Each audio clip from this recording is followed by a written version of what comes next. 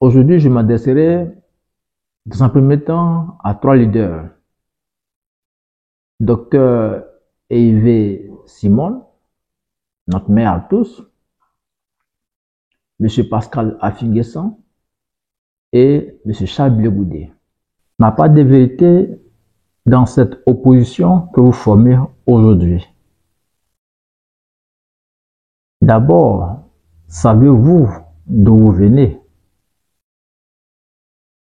Quelles sont les luttes que vous allez mener en Côte d'Ivoire? Chaque Ivoirien est conscient de ce que vous avez voulu apporter à la Côte d'Ivoire. Vous avez été combattu, très combattu,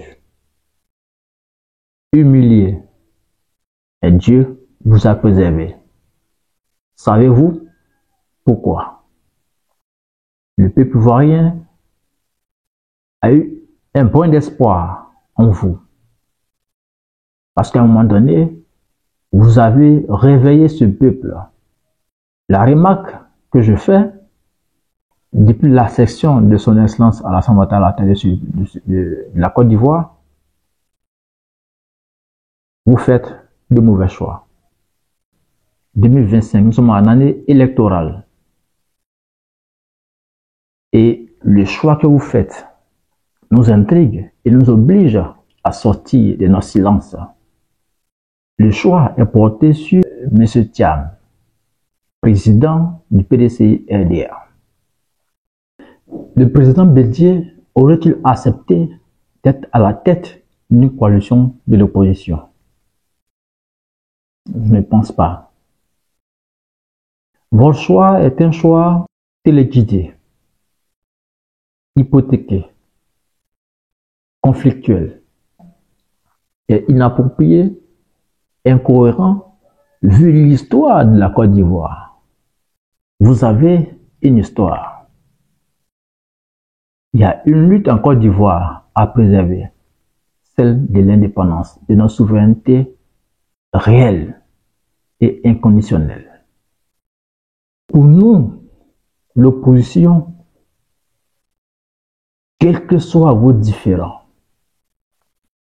vous aurez pu, Docteur Hervé Simon, Monsieur Pascal Affinguessan, Monsieur Charles Goudet, vous aurez dû, même s'il faut s'humilier auprès du président Laurent Gbagbo, pour le porter à la tête de cette coalition.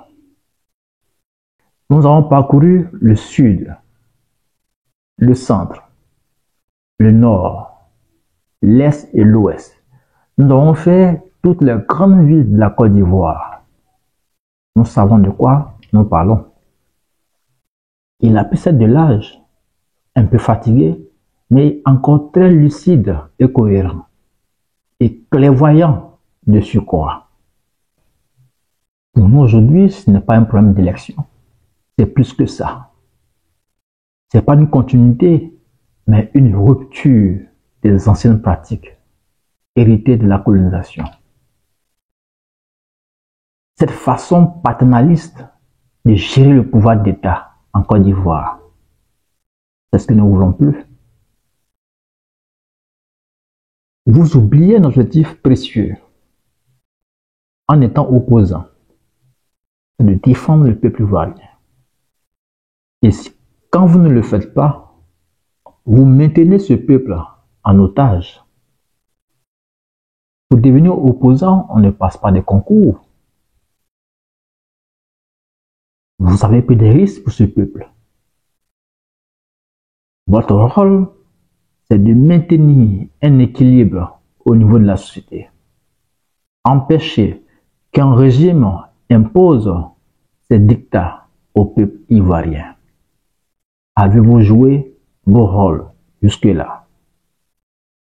Avez-vous empêché ou obtenu une seule revendication politique ou sociale pour le peuple ivoirien? Non, nous espérons. On a encore quelques mois des élections. Que La sagesse politique vous animera. Dans le schéma dans lequel vous êtes, dans le schéma français, c'est bien dommage. Il ne portera pas de fruits. Parce que nous disons, la France ne peut plus rien créer dans les pays africains francophones. Elle ne pourra plus rien créer. Au vu donc de vos incohérences, de votre complicité avec le régime, parce que vos incohérences peuvent traduire un peu une complicité avec le pouvoir. On ne naît pas homme politique, on le devient par la force des choses. Ensemble, nous irons plus loin. Politique autrement. L'ère de la Nouvelle Côte d'Ivoire sonnera. À bientôt.